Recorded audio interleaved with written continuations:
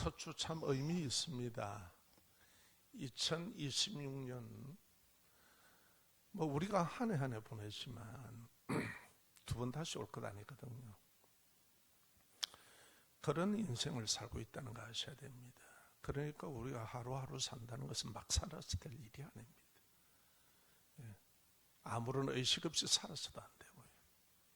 그 하루, 그 한 달, 그 1년이 이거는 우리가 처음이자 마지막에 이 땅에서 살아가는 인생입니다. 그것을 알고 살아간다는 것은 자기를 귀하게 여긴다는 말입니다.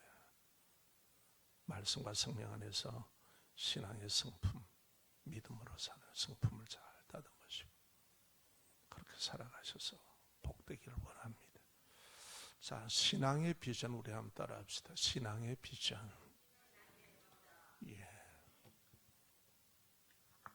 제가 한번 전도사 생활하다가 떠나서 이렇게 다른 교회로 이동을 했습니다. 그런데 그 교회에서 사람이 왔더라고요. 그리고 제가 이제 목사로 임직을 받았지요. 목사님, 교회를 다시 와달라는 거예요. 다시 오세요. 목사님 다시 오시면 좋겠습니다. 그래요. 그래서 그러면서 하는 조건이 뭐냐? 목사님 비전대로 하십시오. 이래요. 그래서 제가 가만히 앉아 있다가 비전의 의미를 아십니까? 물었어요. 그러니까 당신이 비전을 아냐 이 말이에요.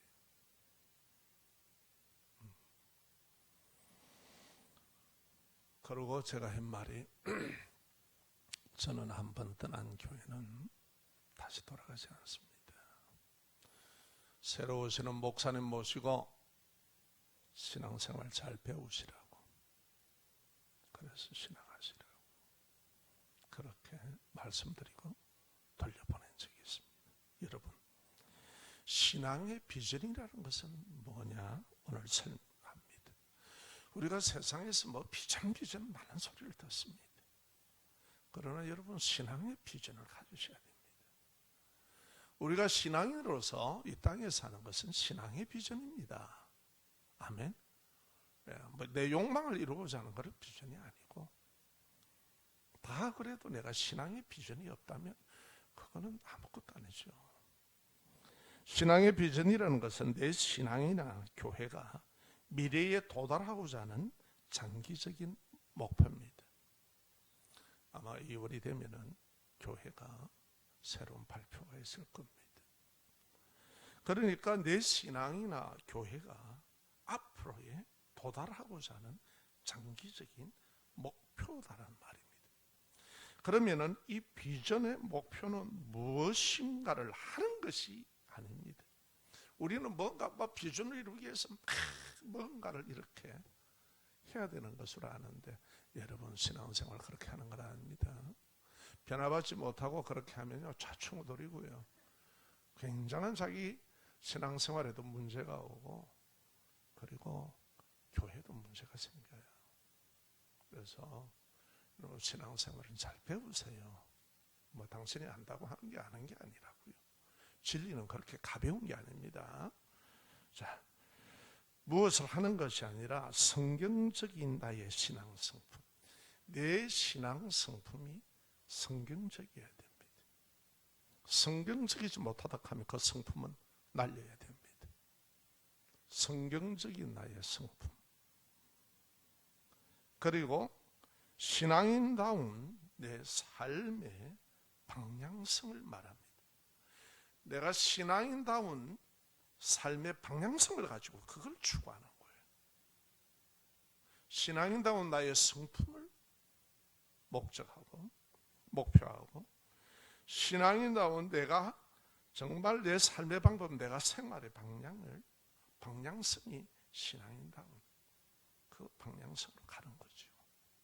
그걸 목표를 둬야 됩니다. 아멘. 네, 신앙생활을 그렇게 하는 거예요. 이걸 잊지 마시기 바랍니다. 많은 분이 신앙생활은 그냥 교회를 다니고 어찌하면 저절로 되고, 착각들 마십시오. 그렇지 않습니다. 신앙생활의 성경에서도 경고를 합니다. 향방 없이 하지 마라. 그렇게 얘기합니다. 방향성이 있다는 거예요. 내가 하는 것에 매여 하는 것도 아니고요. 자, 봅시다. 그러면은 비전에 따른 신앙인다운 삶의 방향성은 어떤 거냐? 하나님의 말씀에 따라 내가 순종으로 사는 영감을 주는 역할을 합니다. 내가 하나님이 원하시는 신앙인다운 성품을 가져야 되겠다. 이 방향으로 나는 신앙생활을 해야 된다. 또 나는 정말 이제 예수 믿어 하나님의 자녀가 되었으니 그렇게 내가 신앙인다운 삶을 생활을 하는 것이 내 신앙의 방향성이다. 아멘.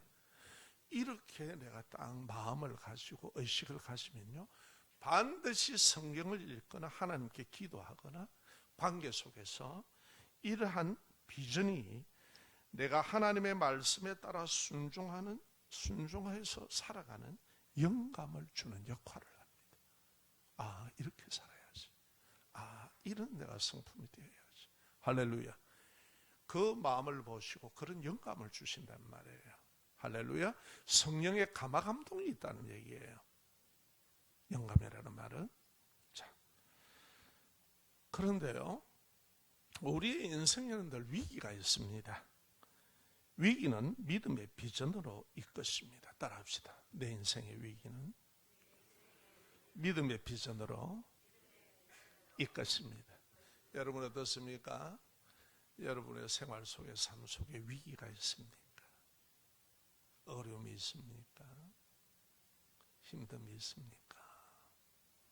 낭망하지 마세요. 하나님의 섭리 안에서는 우리를 복되게 하시는데 어떻게? 믿음의 비전으로 이끌어 주십니다. 하나님은 나의 목자예요, 아니에요? 내 목자셔요. 그런데 우리는 살다 보면은 지 좋을 대로 막 흔들고 살아요. 자, 그러면은 창세기 우리가 12장에 보면은 하나님께서 아브라함에게 머물라는 곳에 머물러야 되는데 환경이 마음에 안 들었던가 봐요. 그러니까 형편이 별로 안 좋았던가 봐요.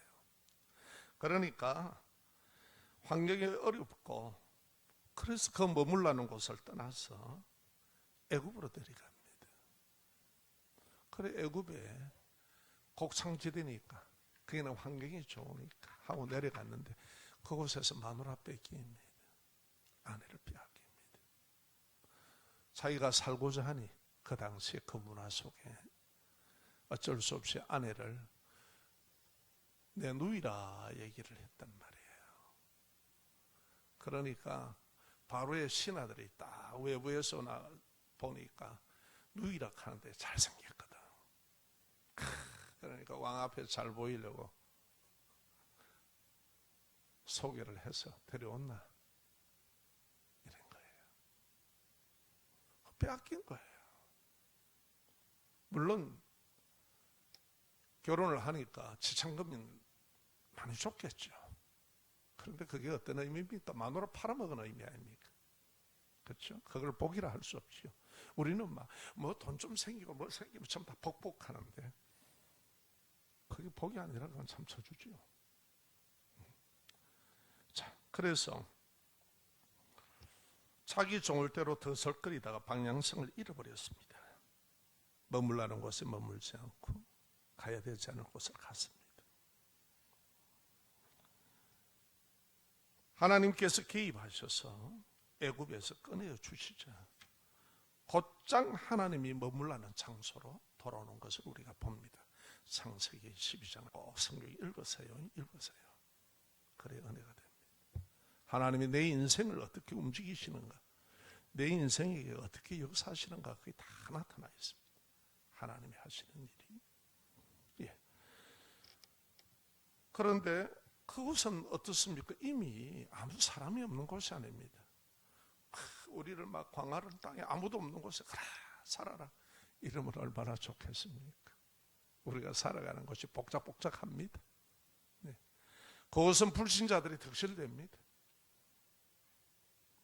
이미 거기에 가자. 거기 원주민들이 있습니다. 토착민들이 있었고, 아브라함과 조카 롯의 짐승들과 이제 종들이 많아집니다.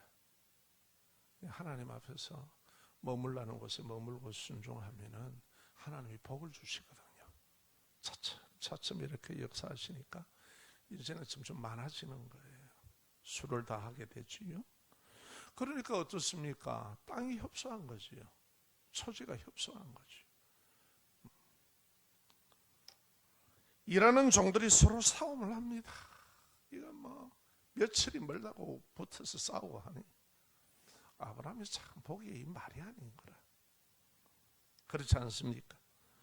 그곳의 원주민들 보기 얼마나 부끄럽습니까? 저게 어떻게 족하고 저게 삼촌이 맨날 붙어 싸운다는 게. 그 종들이 싸우는 게 뭐 그 싸움이지 뭐.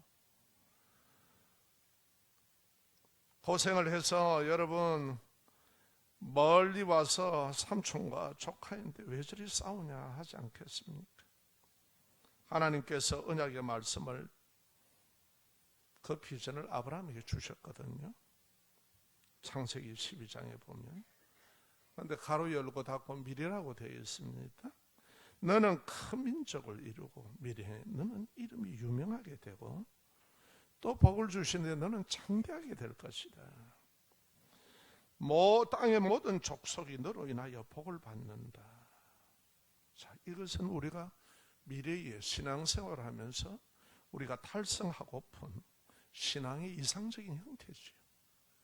여러분 우리가 교회 출석하는데 전부 다 신앙생활 개판치자고 나오는 사람은 하나도 없습니다. 어쩌면 내가 믿음 생활 잘해볼까? 어떻게 하면 내 믿음이 좋아질까? 어떻게 보면 내가 하나님을 기뻐지게 할까? 다 그거 가지고 있습니다. 현재는 그런데 아브라함을 보면 어떻습니까? 오히려 주위 사람들에게 창피스럽고 부끄럽고 민망하고 체면 깎이고 남들에게 망신을 당하는 쪽팔리는 모습이더라 이 말이죠. 우리도 열방교회 나간다 처음에 막 당당하게 이렇게 얘기하고 합니다. 그런데 이 신령한 영적 생활은 내 자아를, 내 정욕을 하나님이 금하신 것을 순종하며 살아가야 되는데 그렇지 않거든요. 우리의 육신의 기질대로 말하고 행동하고 그러다 진짜 쪽팔려요. 그러다 보면 어느 교회 나간다는 말 안 해요.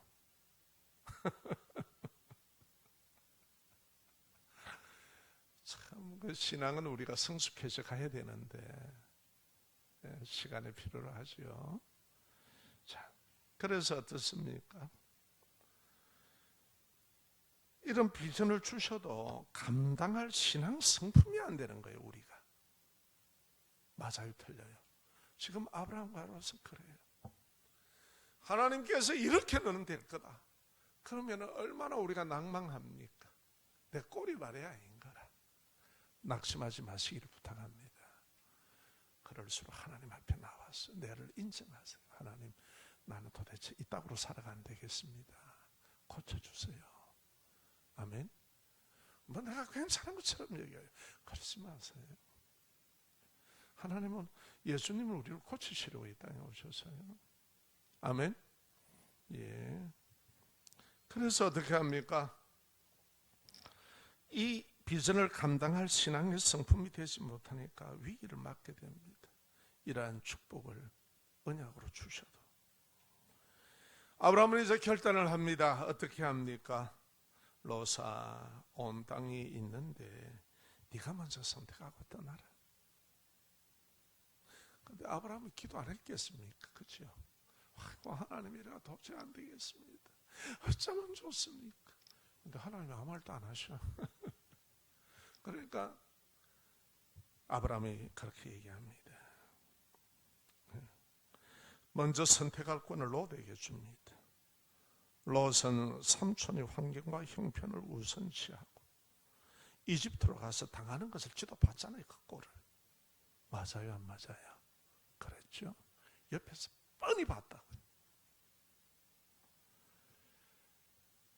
그래서 보고 듣고 해서 잘합니다.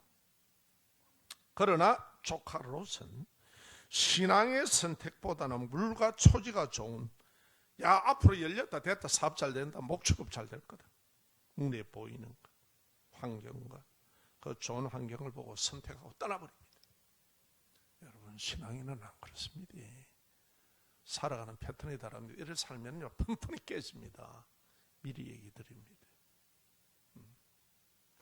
불신자는 그렇게 살아도 돼요. 그런데 신앙을 제대로 모르면은, 믿음 생활하는 것이 뭔지를 제대로 모르면 자기 마음대로 환경이 부딪힌 대로 그걸 찾고 말하는데 하나님이 착착 막아버립니다. 왜냐하면 환경 속에서 하나님은 우리를 만듭니다. 환경 속에서, 환경의 위기 속에서 믿음의 비전으로 우리를 이끌어 가시기 위해서 그러는 거예요. 할렐루야. 뭐가 막힙니까? 어렵습니까? 안 풀립니까? 걱정하지 마세요. 하나님의 손길이 당신을 유익하게 하려고 하는 거예요. 신앙인답지 못한 너를 신앙인답게 하나님께서 알게 하고 깨닫게 하고 믿게 하기 위해서 하나님이 역사하고 있다는 것을 잊지 마시기 바랍니다. 자, 그래서 어떻게 합니까? 롯은 그냥 가버립니다. 조카 롯은 삼촌이 당하는 걸 뻔히 봤는데도 불구하고 우선 눈에 쪼이면 우리는 항상 그럽니다. 그러면 그쪽으로 휙휙 기울어 갑니다. 그래서 어려웠던 겁니다. 사업을 하건 뭘 하건.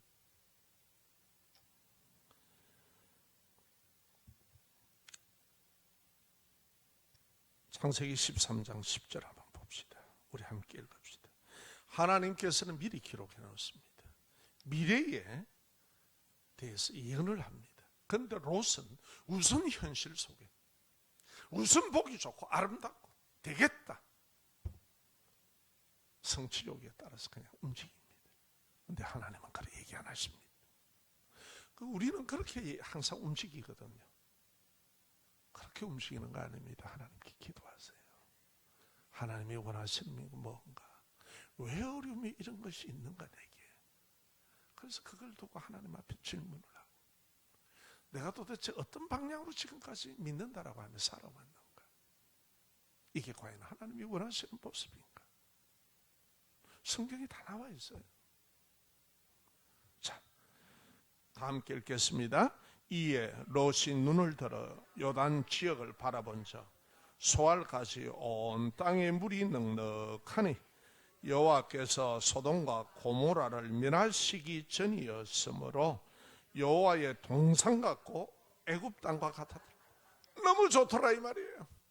자, 됐다. 이 정도면 이게 웬일이고, 삼촌이 차지 안 하고 날 보고 가라 그러면 삼촌도 뻔히 알잖아.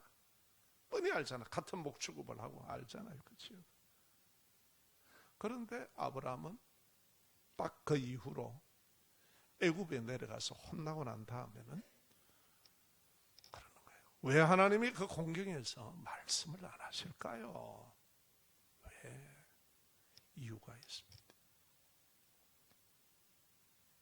하나님을 알게 하려고 합니다. 신앙인은 어떻게 살아야 가는지 그걸 가르치는 거예요. 자, 소돔과 고모라는 하나님이 멸하시기 전이라 그러셨죠. 그러면은 소돔과 고모라는 망하는 거예요? 안 망할 거예요? 망한다는 거예요. 앞으로는 네가 보기에는 지금 좋은 것 같고 우선은 괜찮은 것 같지만 네가 그게 하루 살 기가 1년 살 기가 그렇잖아요. 그래서 땅을 내리고 살아야 되는데 이걸 우리가 참 아셔야 돼요. 기도하면서. 아멘. 우리는 뭐지 이러면 계산 따지갖고 막 탁 이렇게 해요. 근데 그게 나중에 보면 화근으로 다가 들어갑니다. 그게 신앙이 우선이 안 되고 항상 환경과 형편과 처지가 우선이에요. 그리고 믿습니다라고 하거든요. 그런데 하나님은 그렇게 얘기 안 하십니다. 롯은 하나님과의 예배 신앙은 뒷전이었습니다. 우선 보암직하고 바람직하는 곳을 선택하는 것을 자기 지혜로 여겼습니다. 야, 됐다. 이거는 뭐 내가 잘 선택했다. 이건 지혜다. 그러나 그곳은 어떻게 됩니까? 선택한 롯의 인생이 어떻게 됩니까? 전쟁 났죠? 포로로 끌려갔죠? 몽땅 가족들이 그러려고 그곳을 간 것 아니잖아요. 그런데 전쟁이 나는데 어떡할 거야? 또 도덕과 윤리적으로 타락한 곳입니다. 자식 신앙 농사 망쳤습니다. 환경과 형편과 처지만 좋으면 된다. 그러면 뭐 아들도 막 인류대학 보내고 뭐 어쩌고 저쩌고 할 거다. 그런데 아들 신앙은 다 까먹었습니다. 소돔과 고모라가 윤리적으로 도덕적으로 타락한 곳입니다. 아멘. 오직 했으면 하나님께서 그것을 멸망을 시키겠습니다. 그 사회 가면요 있습니다. 직접 여러분 이스라엘 한번 가보면은 그 사회 바다, 저도 그곳에 가가 둥둥 진짜 물에 뜨겠나 하고 항상 물에 깔아앉는 바다를 갔다가 아니 누구니까 떠들어가죠. 얼마나 염도가 심했으면 죽음의 바다 사회. 또 그 지역이 어땠습니까? 망하고 아내도 잃어버렸습니다. 소금 기둥이 되었습니다. 자, 그 다음에 롯의 후손들은 어땠습니까? 하나님의 축복과 멀어지게 되었습니다. 여러분, 우리 신앙한다는 것은 매우 중요한 겁니다. 축복된 신앙하시기를 주의 이름으로 축원합니다. 오늘 말씀 속에서 나는 살아오면서 불신앙 때, 하나님을 모를 때 항상 내가 뭔가를 바라보고 다 움직여 왔습니다. 그때는 되는 것 같았는데 신앙생활하면 안 그래요. 너는 내 것이다 이 말. 내가 인도자다 이 말. 그래서 시편에 다윗은 뭐라고 그럽니까? 여호와는 나의 목자시니. 그러면 목자의 음성을 듣고 목자가 원하는 대로 그 말씀이 이렇다 하면 그 방법을 선택해야 되는데 우리는 다 각기 제 길로 가는 거라. 양 같아서 목자의 음성을 안 들어요. 내가 살아온 스타일대로 가겠다는 거예요. 팍 깨집니다. 신년도는 모두 하시는 게 복이 되기를 바랍니다. 하나님의 음성에 귀를 기울이십시오. 하나님이 살아계시다는 증거입니다. 그게 내가 신앙하면서 내 마음대로 하나님이 원하지도 않는데 내 신앙이 아닌 방법대로 하는데 잘 된다. 그거는 저주죠. 살아계신 하나님이라면 안 그러죠.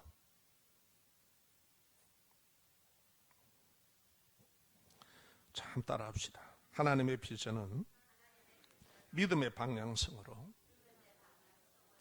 우리를 이끄십니다.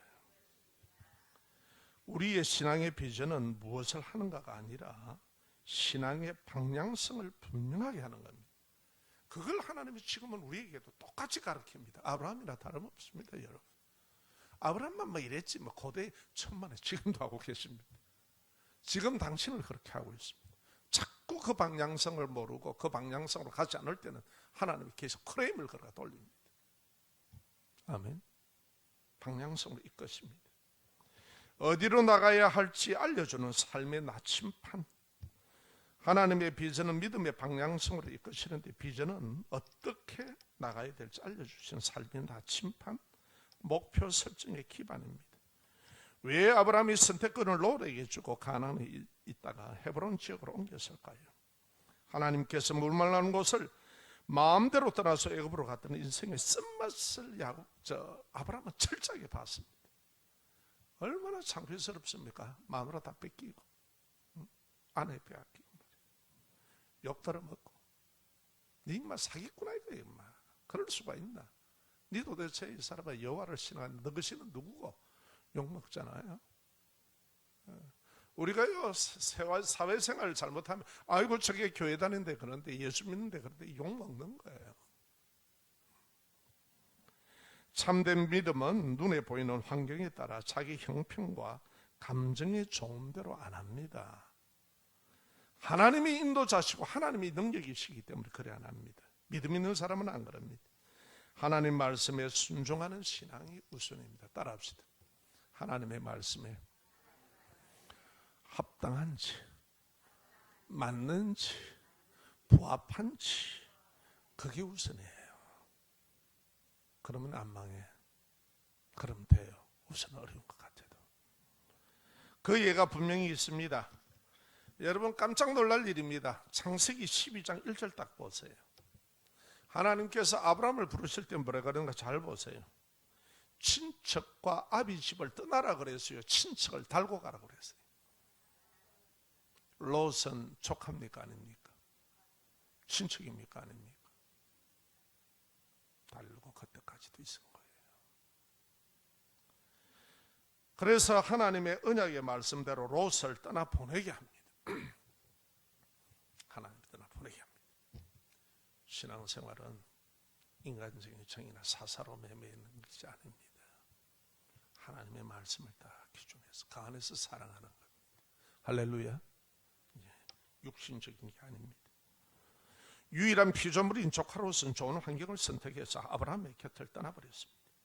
우리 역시 믿는다라고 하지만 나의 인간적인 생각이나 눈에 보이는 환경과 형편을 우선시하는 목적으로 지금까지 살아왔습니다. 맞습니까? 아닙니까? 믿는다 그러면서도 하나님을 거기다가 막 끌어집어 넣습니다. 그렇다면 하나님이 들어갑니까? 아니야. 그렇게 사는 거 아니다.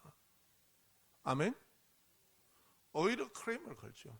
이 방향으로 가자. 그게 목자가 하는 일 아닙니까? 맞습니까? 너무나 당연하거든요. 그래서 하나님께서 신앙으로 사는 방향성을 이끌기 위해서 떠나가게 하고 버리게 하고 헤어지게 하십니다. 아멘. 교회도 보니 그렇더라고. 교회도 보니 그래요.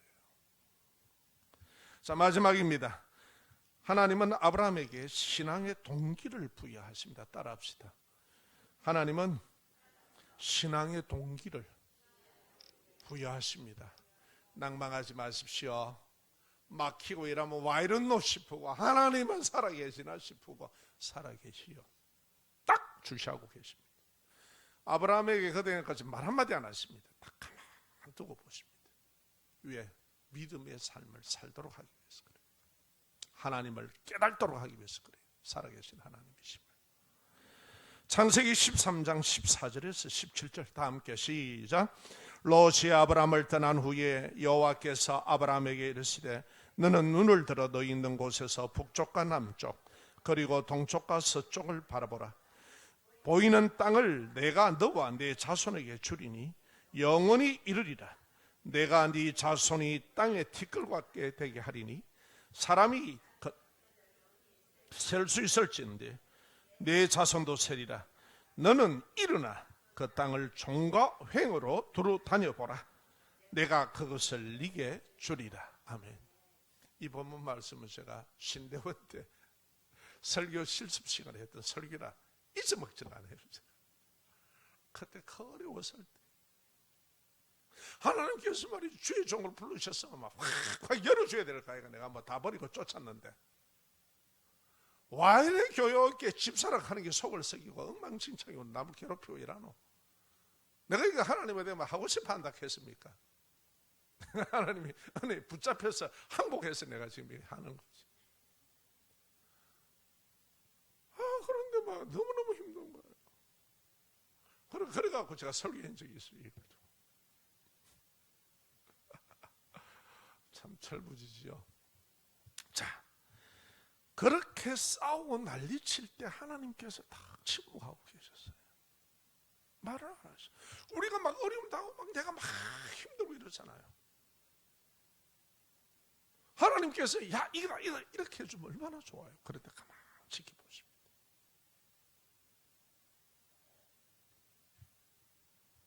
침묵하십니다.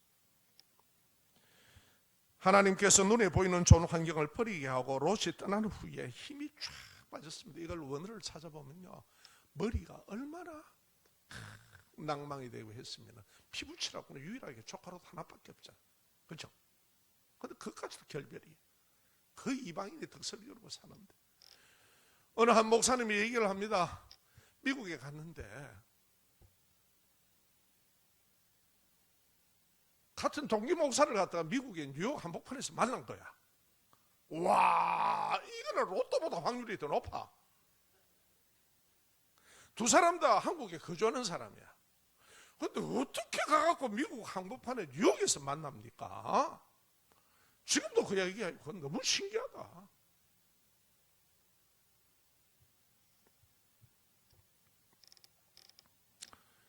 그런데 아브라함은 롯이 떠난 후에 힘이 빠져서 고개를 숙이는데 어디까지 숙였냐면요, 거의 가랑이 사이에 들어갈 만큼 숙이고 앉아 있습니다. 자, 보세요. 이 본문에 그때 하나님께서 오셔서 뭐라고 하나님께서 말씀합니까? 그렇죠? 너는 눈을 들어 하는 말은, 다시 이 말하면 눈을 쑥 깔고 있었다는 말 아닙니까? 뭐 볼 게 뭐 있노? 낙담이지. 고개 들어라 이 말이에요. 고개 들어라. 그리고 살펴라. 지금부터 봐라. 네 눈길이 가는데 전부 다 봐라. 동서남북으로. 그러고 네가 행해라. 걸어라. 여러분, 하나님이 주시는 복이 감사합니다. 롯은 지졸대로 가가지고 망했습니까? 안 망했습니까? 완전히 후손까지 다 망했습니다. 자식이고 뭐. 우리는 그런 선택하면 안 돼요. 신앙을 몰라 그래요. 신앙생활 너무 모르는 거예요. 제가 교인들을 볼 때 신앙은 잘하는 게 아닌데, 지 마음대로 살고 하나님 도와주세요 하면은 그거 어쩌라는 거예요. 그거 하나님께서. 신앙은 그런 게 아니잖아요. 우리가 하나님의 뜻에 맞춰 살아가는 게 신앙 아닙니까? 그래야 거기서 무슨 결과가 나오죠. 믿으시면 아멘. 그게 복이란 말이에요. 아야, 신앙생활 네 마음대로 할 때야 그거 뭐 하려고 하냐? 그냥 집에 있거라. 네 절대로 하고. 여러분, 그건 종교생활이지요. 신앙생활은 그렇게 하는 거 아닙니다. 알고 하십시오. 내가 종교에 머물러 있는지 신앙의 믿음에 머물러 있는지. 그래서 힘이 빠져있는데 고개를 숙이고 있을 때 아브라함에게 말씀을 하십니다. 여러분, 오늘 이 말씀을 듣고 힘내시기 바랍니다. 우리에게 동기부여를 하십니다. 하나님의 동기부여는 현재의 어려움을 극복하고 나가도록 이끄는 원동력이 됩니다. 내가 위기에 있고 어려움에 처해 있습니까? 하나님의 말씀에 힘 얻으세요. 신앙생활은요, 하나님은요, 말씀하신 대로 진행하는 분입니다. 그걸 믿고 붙들고 나가면 그 역사가 그대로 되게 이루어져요. 할렐루야. 지 생각을 붙들고 나가지 말고. 네. 하나님의 동기부여는 현재 어려움을 극복합니다. 그리고 나가도록 이끄는 원동력이 됩니다. 내 자아 중심의 종교 생활을 버리고 떠나보내야 하나님께서 가라는 곳을 가고, 하나님께서 머물라는 곳에 머물고, 바라봐라 하는 곳을 바라보고 하나님이 허락하시는 복을 누리는 참된 신앙의 인생을 살 수 있단 말이에요. 그래서 하나님이 연단하시는 거예요. 믿으시면 아멘. 무슨 하나님께서 억하심정이 있어서 너를 막는 줄 아십니까? 너 그래 되면 안 돼. 나는 알아. 너는 너 자신을 모르지만 너가 어떤 모습으로 나가 떨어진다는 걸 내가 너무 잘 알아. 하나님은 목자 있음을 믿으시기를 주의 이름으로 축원합니다. 목자가 저리 가면 절벽이고 저리 가면 독초고, 그런데 그거 끌고 가겠습니까? 지가 갈락하는 걸 둬요? 딱 돌이켜냅니다. 막대기와 지팡이로. 할렐루야. 때려서라도 돌려내버려야 돼. 내 중심으로 보고 생각하는 관점을 떠나보낼 때, 따라합시다. 인생을 내 중심으로 보고, 미안합니다. 내 중심으로 보고 생각하는 관점을 떠나보낼 때 하나님의 말씀은 우리에게 신앙의 동기를 부여하십니다. 이래 살아야 되겠구나. 아멘. 그거를 막아줄 때 우리가 압니다. 이게 뭔고? 어떻게 살아야 될까? 그때부터 하나님을 찾기 시작합니다. 그때부터 겸손해지기 시작합니다. 그때부터 내 자신을 내리기 시작합니다. 아멘. 그렇게 되지 않으면요, 교회를 섬겨도 문제가 터지고 다 터져요. 인생. 자, 그래서 어떻게 합니까? 따라합시다. 신앙 비전을 목표로 살게 하십니다. 하나님께서 떠나라고 했을 때 어디로 가는지도 몰랐습니다. 아브라함은 맞아요, 틀려요? 말씀을 쫓아갔더라, 말씀을 순종했더라, 말씀을 믿고 붙들었더라, 말씀을 순종하는 신앙이 되게 하십니다. 그것이 우리의 목표입니다. 아멘. 신앙생활 하실 때 내가 하나님의 말씀을 내가 순종하는 것을 목표로 하는지, 그런 비전을 가슴에 품고 있는지 여러분 한번 생각해 보세요. 내 좋을 대로 움직이는지, 말하고 행동하는지. 두 번째, 환경과 형편은 상관없이 하나님의 약속을 인격적으로 믿는 믿음입니다. 하나님의 약속을 인격으로 믿습니다. 하나님을 인격적으로 믿는 신앙입니다. 아멘. 하나님의 약속하시면 그대로 하신다. 문제는 내게 있는 거죠. 창세기 15장 5절에서 6절입니다. 하나님의 약속과 인격을 믿는 신앙이 되십시오. 신앙은 나를 믿는 게 아니고 환경을 믿는 게 아니고 하나님을 믿는 겁니다. 환경은 항상 바닷물과 같이 요동칩니다. 잔잔했다가 요동치고 파도 일고 해 일고 하는 게 인생 아닙니까? 왜 그 인생을 갖다가 자꾸 바라봐요? 하나님을 바라보셔야죠. 바랄 수 없는 처지 속에서도 하나님의 언약을 믿는 신앙입니다. 애도 못 낳습니다. 없습니다. 그래서 나이는 이제 99이 다 돼가고, 그때 하나님께서 애를 주겠다니까, 아이고 막 나는 있어 막 내 종 엘리에셀을 갖다가 막 그냥 막 우리 후손으로 삼고 문화도 그렇고 풍습도 그러니까 그래 하겠습니다. 아니야. 왜? 바랄 수 없는 상태다. 하나님께서 회춘을 해서라도 하나님 후손을 주겠다는 거예요. 믿으시면 아멘. 하나님이 하시겠다는데 누가 못한다는 거예요. 믿음을 가르치는 거예요. 믿음을 비전을 목표로 하는 거예요. 신앙의 비전을 목표로 살게 하는 거예요. 로마서 4장 18절에서 22절 말씀입니다. 바랄 수 없는 가운데서도 아브라함은 믿었습니다. 그래, 이 믿음이 어떡합니까? 사랑하는 독자 이삭을 바치라고 하나님의 명령이 어떻게 합니까? 얘기하기를요 그냥 안 하십니다. 하나님께서 네가 사랑하는 독자는 뭡니까? 하나밖에 없는, 말만 들어도 가슴이 아프다. 아들을 전부 아닙니까? 내게 바치라. 이 명령에도요 히브리서 11장 17절과 19절에 보면은 나옵니다. 그가 하나님은 능히 이삭을 죽은 자 가운데서 다시 살릴 줄로 생각한지라. 생각이 신앙의 관점이 되어버렸죠. 아멘. 헌신은 그렇게 할 때 나옵니다. 세상적인 방법으로 내가 이러면 어쩌고 저러면 어쩌고, 이거 절대 헌신 안 됩니다. 하나님께서 헌신하고 할 때는 복을 주시려고 하는 겁니다. 믿으시면 아멘. 그렇잖아요. 엄마가 우리 불러가지고 이렇게 하면 뒤에 공부가 있잖아요. 논다고 바빠서 막 안 해 하면 막 그냥 없지요. 저는 그렇대요. 우리 엄마가 뭐 해라고 하면 그래 하고 멀리 하나씩 물고 주시더라고. 여러분, 아브라함은 제물로 죽이는데, 칼로 찔러 죽이는데, 제물이라는 것은 다시 살릴 줄로 자기가 딱 생각한 거예요. 왜냐? 이삭의 후손으로 내가 네 씨를 확장할 거라는 것을 이미 말씀하셨단 말이에요. 그러니까 그걸 딱 믿은 거예요. 그러니까 헌신이 되는 거예요. 할렐루야. 성경은 말씀합니다. 하나님은 전능하심을 믿는 믿음이 되을 때 우리는 헌신합니다. 이런 신앙의 비전을 목표로 사시기를 주의 이름으로 축원합니다. 올해서부터 인생 끝날 때까지 이 비전을 놓치지 마십시오. 그러면은 우리의 인생 속에, 우리의 신앙의 인생 속에 하나님의 열매를 맺어 나가실 겁니다. 결국 그건 누구 겁니까? 제 거죠. 아멘. 내 인생을 갖다 복되게 하시는 거예요. 2026년도 이 신년에 성경적인 나의 신앙 성품을 목표로 하십시오. 내 성품이 정말 그리스도인 다운지 아닌지, 신앙인 다운지 아닌지. 그래서 그걸 목표로 계속 나가세요. 여러분, 교회는 신앙 공동체입니다. 아멘. 여기는 땅 가는 데 아니에요.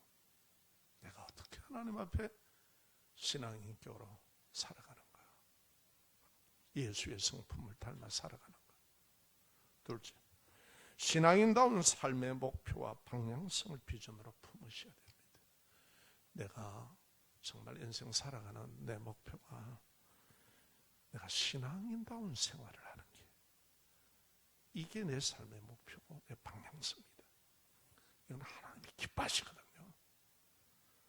그렇게 품고 기도하면 하나님은 약속대로 우리를 복되게 하십니다. 이러한 축복이 함께 하시길 주의 이름으로 축원합니다.